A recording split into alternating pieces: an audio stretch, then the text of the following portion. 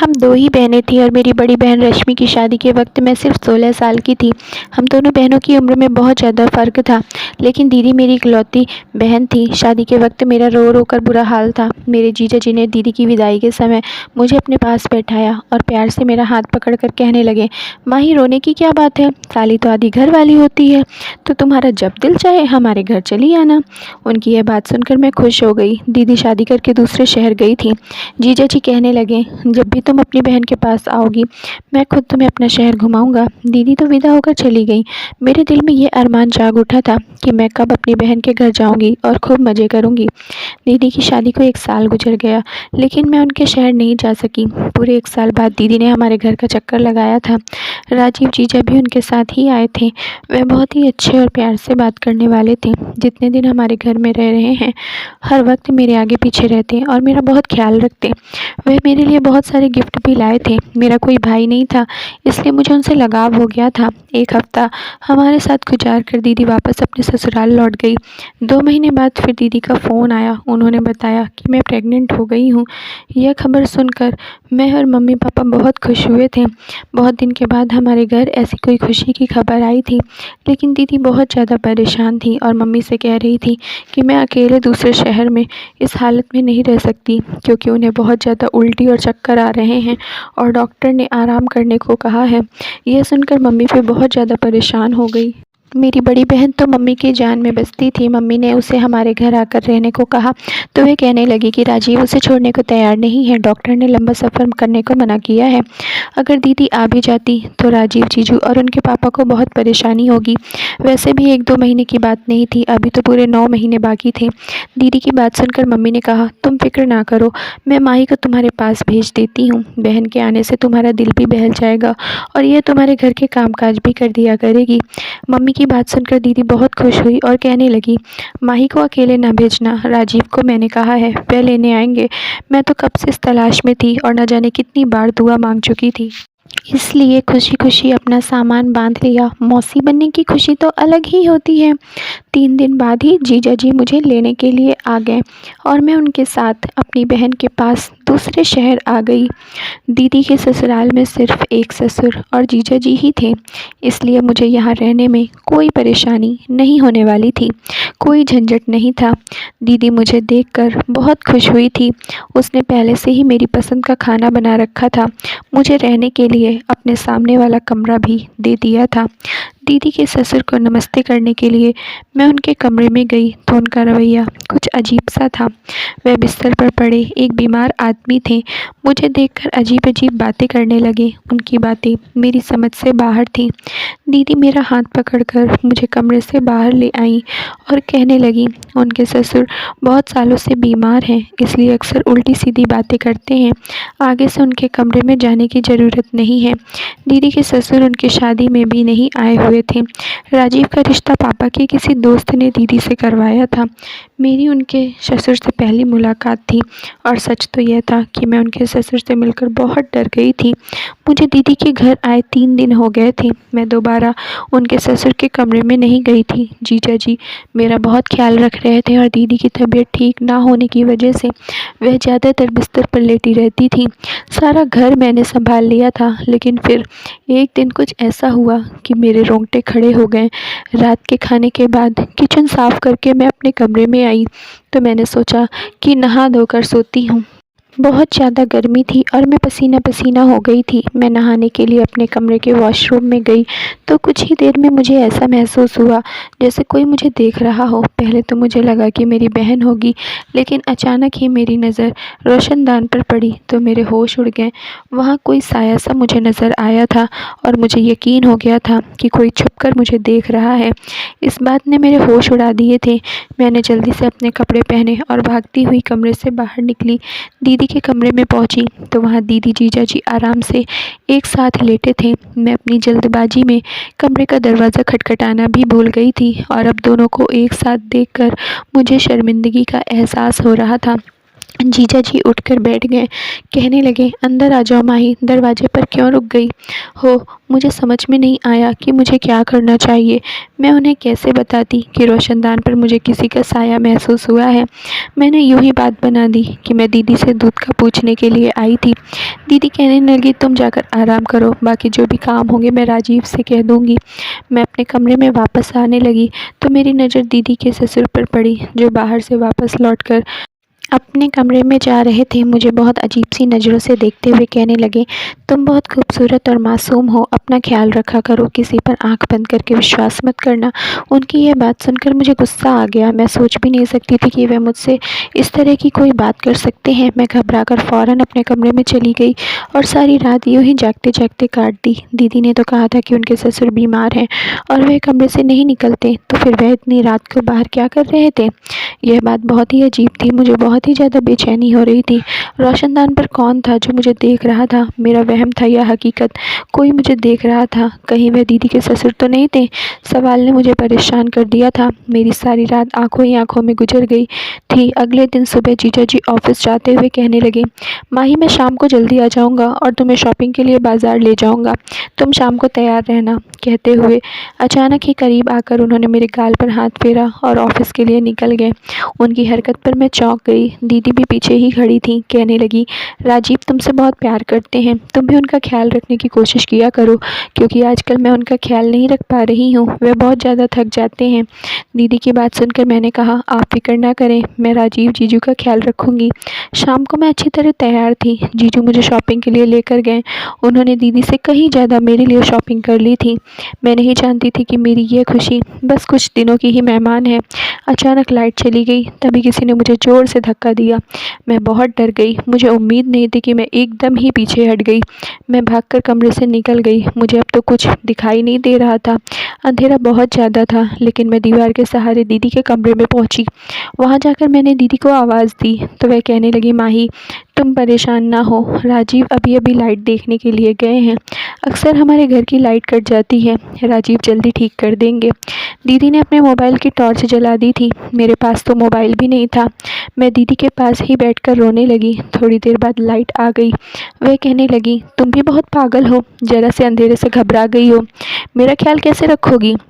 दीदी की बात सुनकर मैंने कहा, ऐसी बात नहीं है, मेरे कमरे में कोई मौजूद था इसलिए मैं डर गई थी। मेरी बात सुनकर वह ज़ोर से हंसने लगी। राजीव मेरे साथ मेरे कमरे में था। मेरे ससुर तो कमरे से निकलते ही नहीं। अंधेरे की वजह से तुम डर गई और कोई बात नहीं है। मुझे समझ नहीं आया कि दीदी को किस तरह से यकीन दिलाऊं कि मेरे कमरे में कोई मौजूद था, लेकिन वह कौन हो सकता था, यह बात मुझे समझ नहीं आई थी। अगर जीजा जी दीदी के साथ हैं तो फिर मेरे साथ कमरे में कौन था?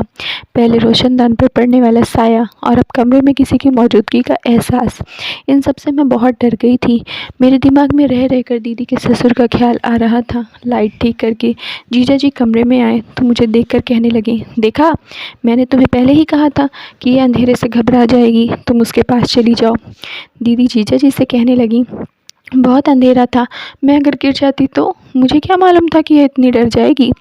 मैं उन दोनों से कहा कि आप परेशान ना हो, मैं ठीक हूँ और अब अपने कमरे में जाकर सोती हूँ। मैं दीदी को ज़्यादा परेशान नहीं करना चाहती थी, क्योंकि मम्मी ने मुझे मना किया था कि डॉक्टर ने दीदी को टेंशन देने के लिए मना किया है।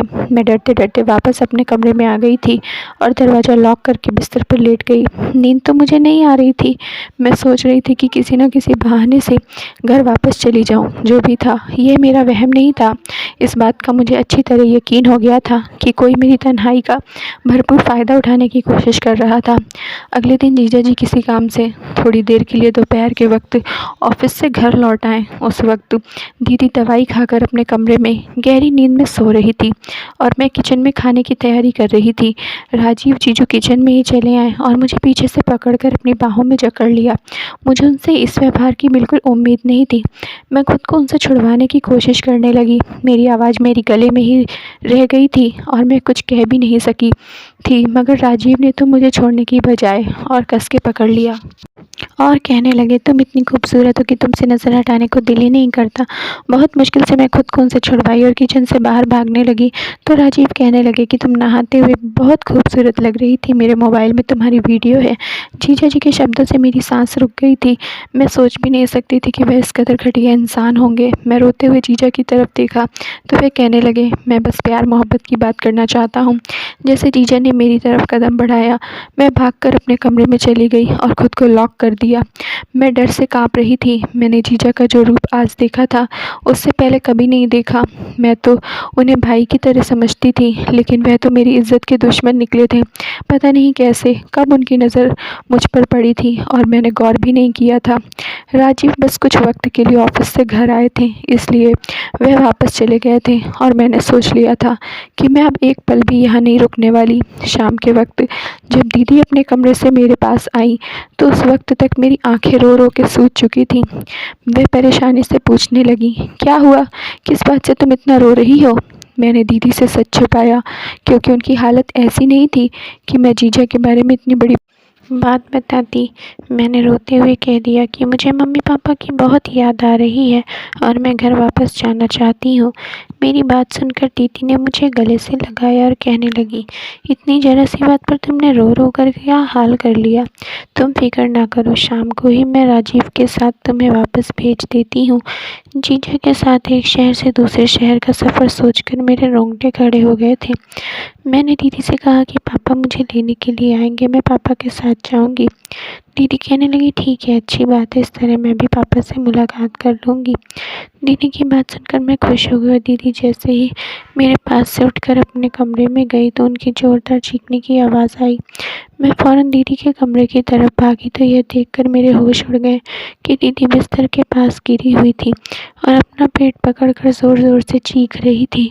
मैंने दीदी को उठाकर बिस्तर पर लिटाया और बहुत देर तक उनके पास बैठी रही। उनकी हालत मुझे बिल्कुल भी ठीक नहीं लग रही थी।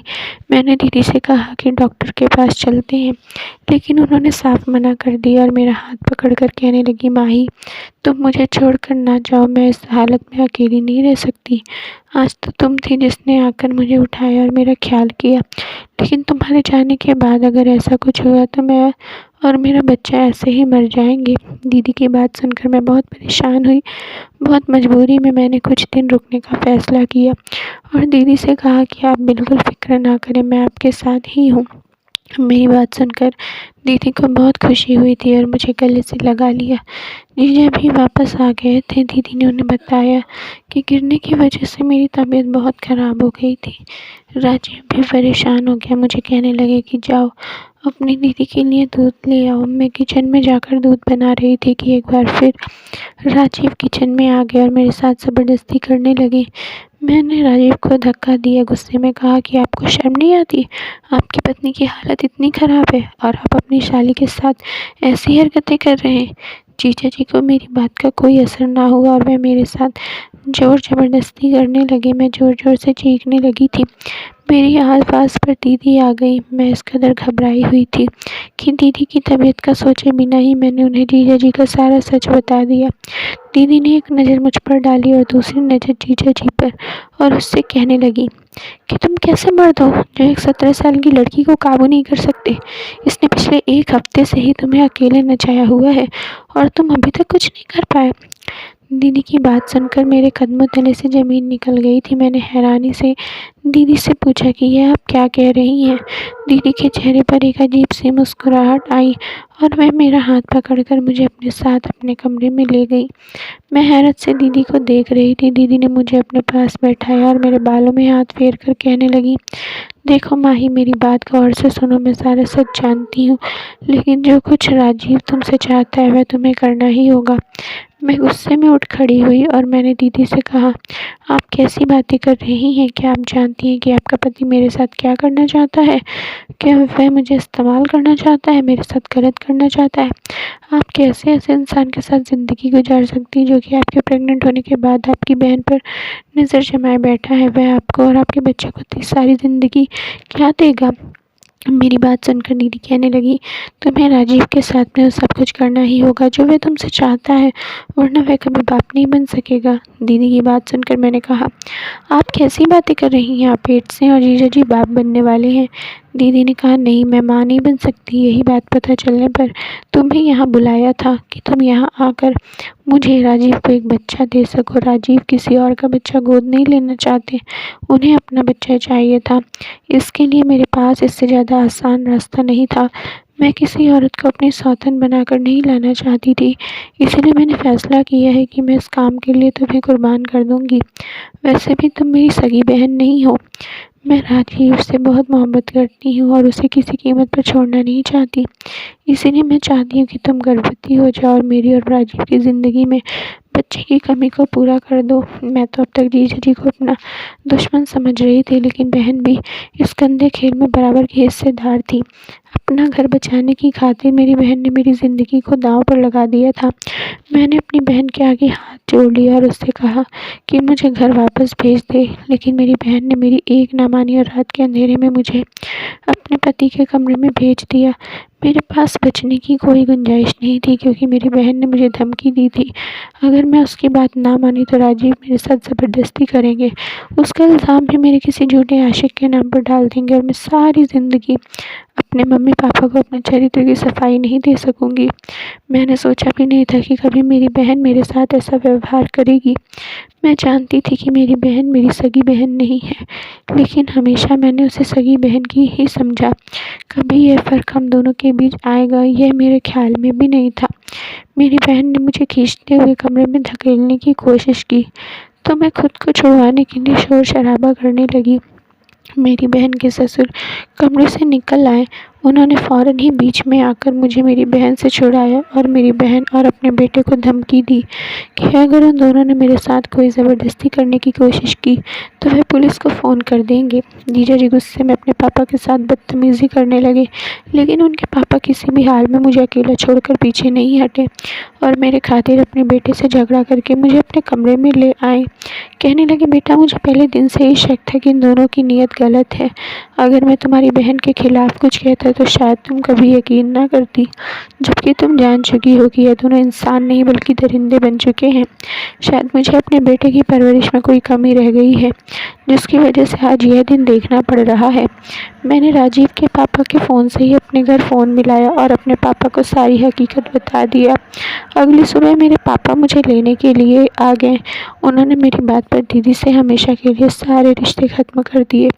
पापा को इस बात पर बहुत अफसोस हो रहा था कि शायद उनकी परवरिश में ही कोई कमी रह गई थी, जबकि उन्होंने तो कभी सौतेली बेटी और अपनी बेटी में कोई फ़र्क नहीं किया।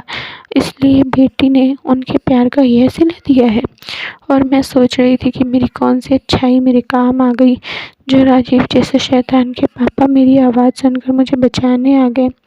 इस बात को कई साल गुजर गए हैं हमारी दीदी के साथ, हमारा कोई रिश्ता ना रहा, लेकिन एक बात मुझे अच्छी तरह समझ आ गई कि मेरी माँ ने मुझे दीदी के घर रहने के लिए भेजकर बहुत बड़ी गलती की थी और मैं एक गैर मर्द पर भरोसा कर बहुत बड़ी भूल की थी। मेरी बहन ने जो कुछ मेरे साथ किया वह बर्दाश्त से बाहर था, लेकिन आज की दुनिया में यही सब कुछ हो रहा है।